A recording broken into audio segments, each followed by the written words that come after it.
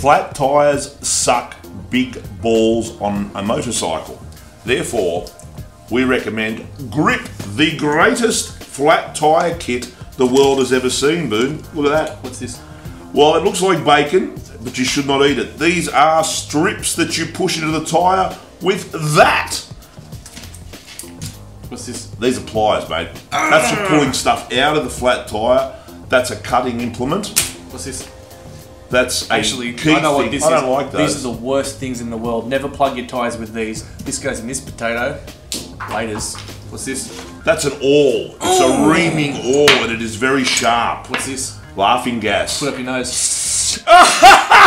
You fill your tyres up with it when you don't have any air available. Chalk. Chalk. For marking where the hole is. Here, the hole's Or right that. Yep. Mate, they're a great thing. Angled valves. Go to the Kenmar website now and purchase one for yourself and one for your friend, if you have any friends. 4 potatoes. 4 potatoes. Fantastic. I like it. Best tyre repair kit ever. On your Kenmar.